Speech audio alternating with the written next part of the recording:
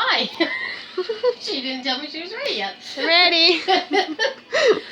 Welcome back to Just Like Grandma's and Then Some. Of course, I'm Helen Ann. And today we are actually going to be making meatless ground beef. So what you're going to need is cauliflower. A food processor is very wise to have. And you're going to need some walnuts and different spices. I'll go through that as I get going. What I do is, I already got some of it started, but I chop it up first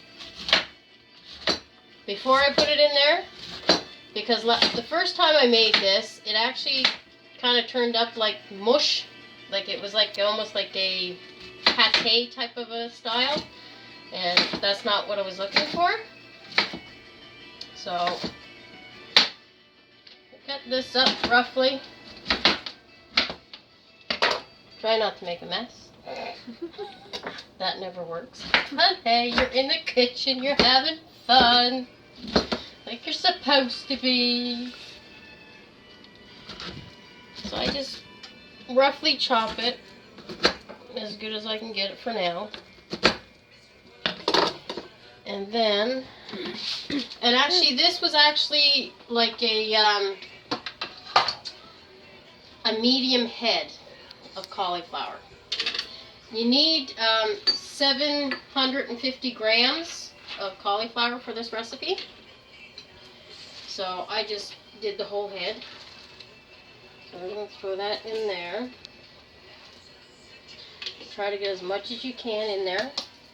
And you use the whole thing. You use the core as well. Don't have to worry about that. Now,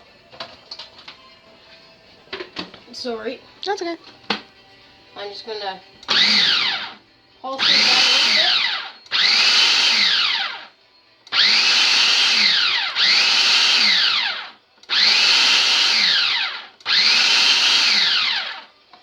So that's good. You want it to be a crumble, basically. Now, for the walnuts, if you have whole walnuts or half of walnuts, I chop them up before you throw them in here. These ones here are kind of already like really small, so I don't really have to do anything with them. Now this here is a cup. You need a cup in here.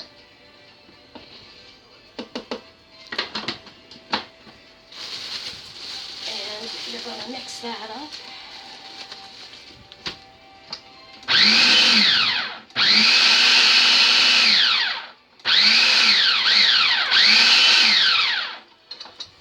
And I usually poke down the sides too to try to get everything in nice and crumbly.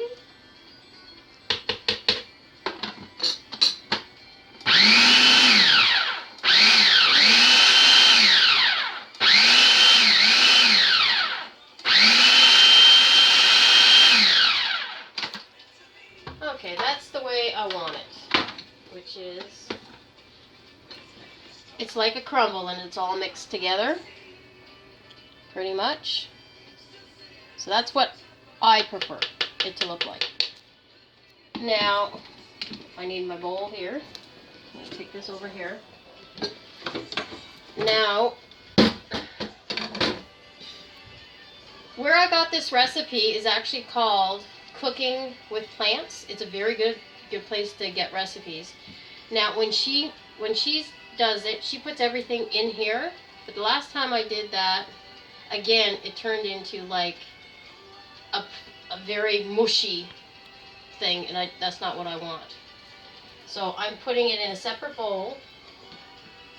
What you're going to need is tomato paste. You're supposed to use 140 grams, which ends up being 5/8 of a cup. But this here is 156 mil. So I'm just putting the whole thing in.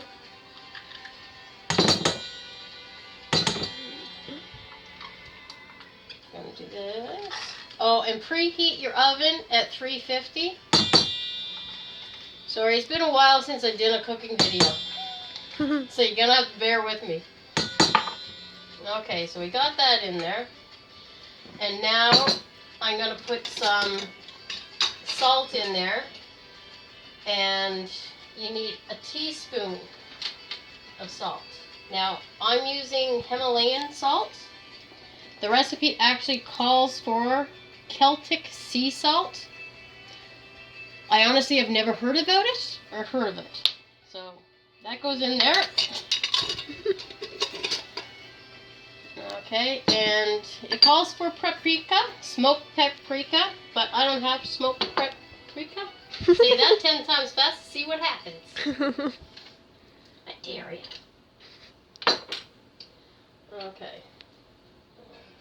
Will that one fit in there? No. Okay, so I'm using cayenne pepper, which I looked it up. It's the same thing, pretty much. And you need a teaspoon of this. And I'm using a quarter teaspoon, so that's why there's 4 of these going in. There you go. I'm gonna have to fill that up after. Okay. And we also need chili flakes, which is a quarter of a teaspoon of chili flakes in here. I just had it. I'm very shaky on the camera. You're very shaky? Yes. What were you eating today? Were you eating sugar today? I had a nice coffee. Coffee, that would do it every time. Yeah. Yepper. I shouldn't be allowed to have coffee. Honestly. No, it's really bad when I have like 2 or 3 a day. Ooh. Yeah. Yeah, not good. Okay. Now I'm using soy sauce. And I'm just putting in a tablespoon, 1 tablespoon of that. It calls for Tamari sauce. I don't have that, and I don't even know where that would be in the grocery store. But it said you can use soy sauce too, so that's what I'm using. And since I already have cayenne pepper in here, I don't need to put any other pepper in here. It says to put 1/8 of a teaspoon of white pepper in here, but with the cayenne pepper, you really, I don't think you need it in there. Like I said, I ad-lib recipes. Okay, so I'm just mixing this all up. And because I love to ad-lib, I'm going to put a little bit more spice in there. So this is dried parsley. That's about a pinch. Yes, sometimes I do not measure. There's a pinch of oregano. I love oregano. Oh, I love oregano too. Yum yum. And sage. There's some sage in there. Oh, and just for kicks, we'll put some chili powder in there too. Why not? So that's a few shakes. One thing about being creative in the kitchen, you ad-lib. That's what you're supposed to do. Okay, so now we mix all this up. Now I'm going to take this here and put this in here.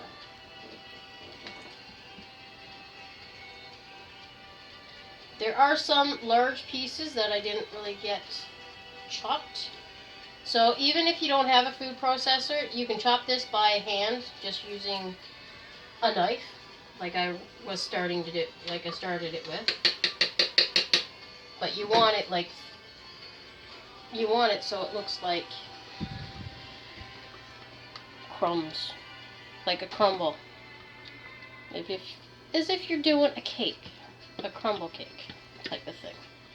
So all of this is in there.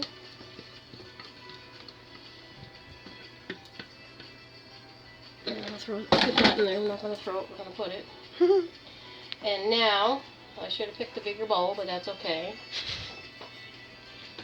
Joys about doing stuff in the kitchen. So you're just going to try to mix it all up. Get the stuff from the bottom. Like I said, on the website where I got this recipe from, she actually just put put everything in the food processor and mixed it all up, which is good.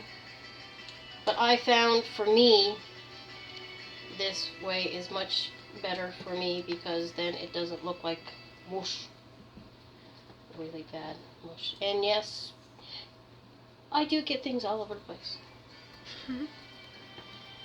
So once this is all mixed up, which will be shortly, we're actually doing 2 recipes tonight. Because we're doing this, but we're making tacos out of it. So we're going to make taco shells. But they're special taco shells. And I haven't tried this recipe for the taco shells. So, it's going to be interesting. Okay, so we are all mixed here, which is perfect. Now I do have my cookie sheet lined with parchment paper. And the oven is preheated to 350. And we're going to put all this down on here. Now this takes a long time. As you can probably see in the picture, there's a batch right here that I made earlier. And this ends up like that. And pretty much looks like ground beef. Put that over there. Now you want to get this as a thin layer. And sometimes using an offset spatula that you do for cake decorating and stuff works wonders.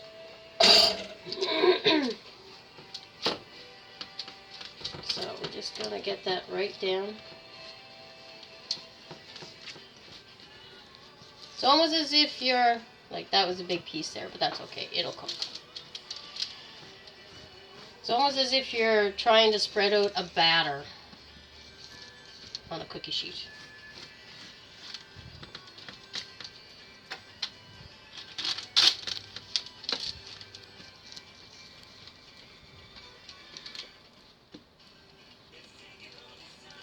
And it takes a little bit of time to get it right where you need it, but that's okay.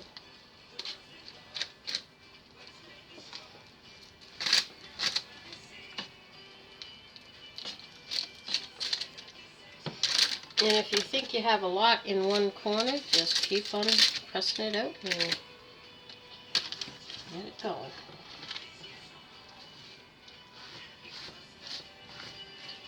So it can get all cooked.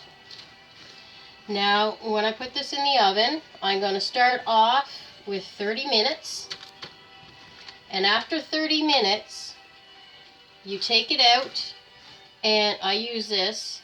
And basically, you're just mixing it all around and then spreading it back out like this.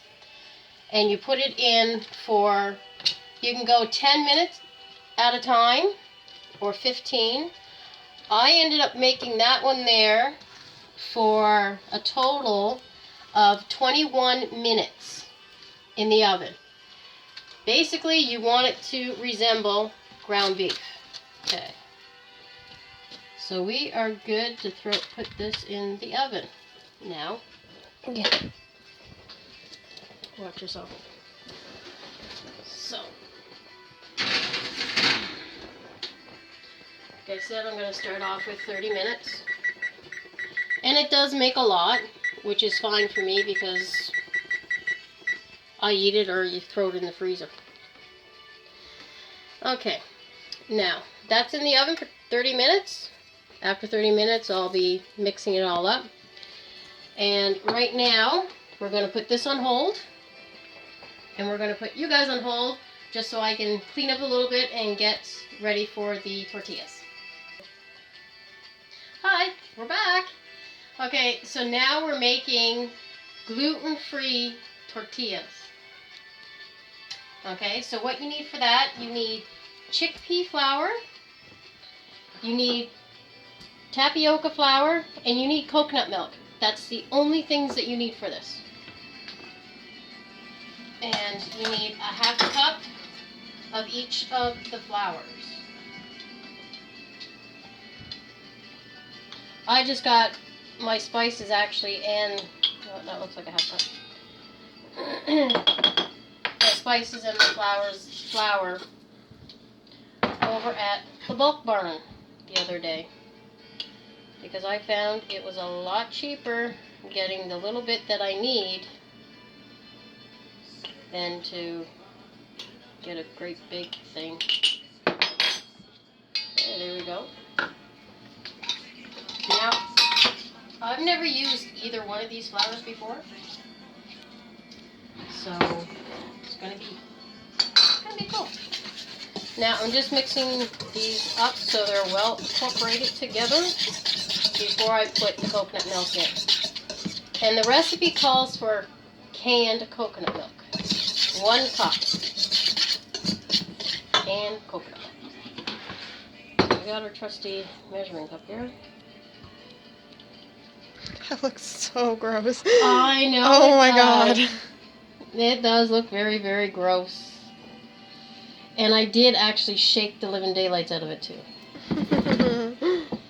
So I need a cup.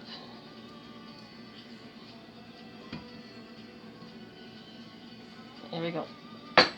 That's a cup. Yeah, that's like a cup to me. So it's going to be interesting.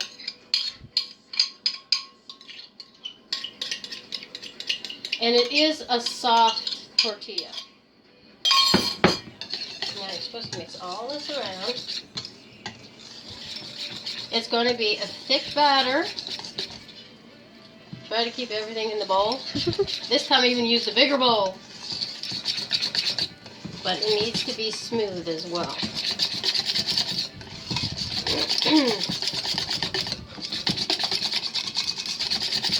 It smells like, I don't know. It reminds me of a smell I smelled recently. I don't know what it is though. I don't know. I can't put my finger on it. Okay, that is smooth. It almost looks like a pancake batter. Mm-hmm. Okay. Now I'm going to put my frying pan on. I'm just going to use 1 frying pan for everything. It's easier. Why dirty lots of stuff? My personal opinion. And you're supposed to use 1/4 cup of the batter in there once you have it heated up. I forgot to turn it on earlier to get it heated. And I'm going to put a little bit of olive oil in it, just so it doesn't stick to the bottom.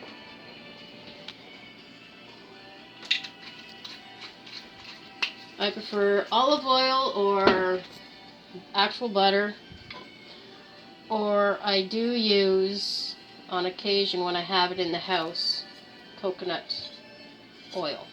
I really like coconut oil.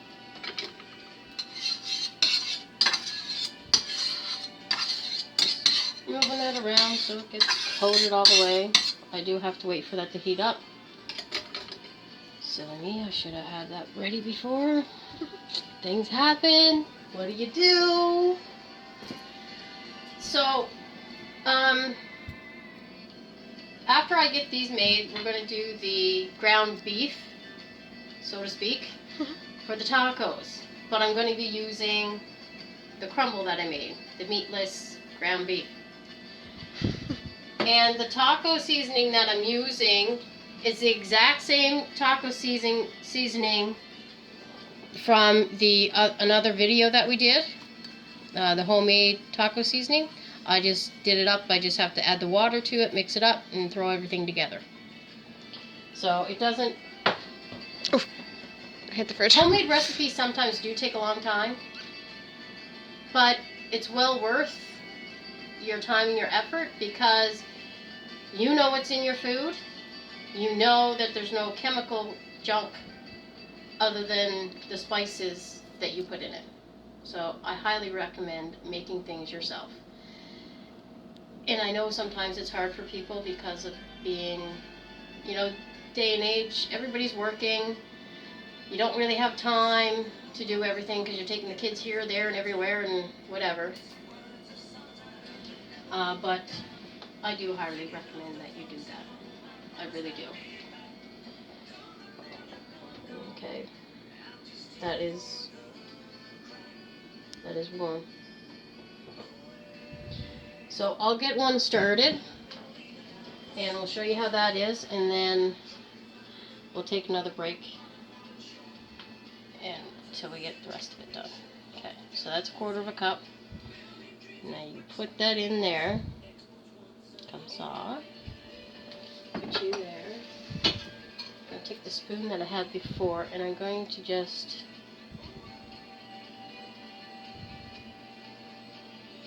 move it out a little bit.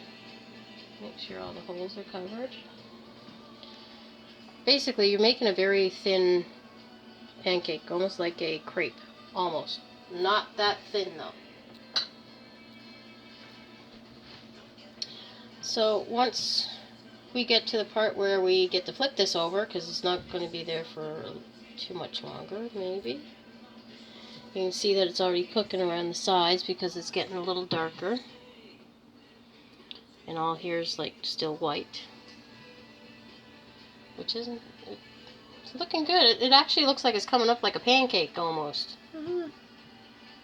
So, it is interesting. I've never tried this recipe before. But, yeah. It looks good, if you ask me. Mm-hmm. It's going to be interesting to try them I'm with scared. tacos. Why are you scared? I don't like new foods. You know this. I'm a picky eater. I know you are. But basically everything that I make, you normally like. Yeah. Yeah. Give or take. Yeah. Normally you like. And it's not yet. Not yet. It's still sticking a little bit, so I'm going to let that set there for a few minutes. I got an air bubble going.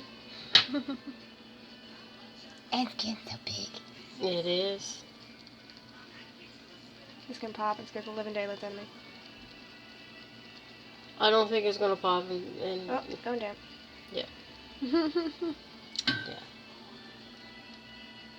Yeah, no, but I think it's looking pretty good.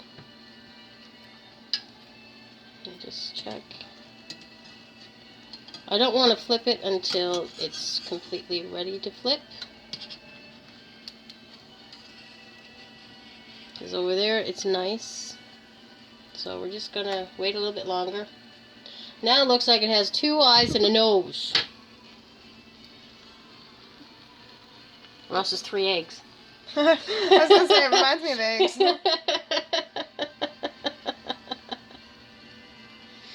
And you gotta have fun in the kitchen. There's no sense doing anything if you're not gonna have fun. And it's always good to have a partner in the house too. Hi. Because it just becomes more fun. You know, you get to joke around, kid around, all kinds of other stuff like that. I'm not too sure what the next video is going to be yet. I haven't decided yet. I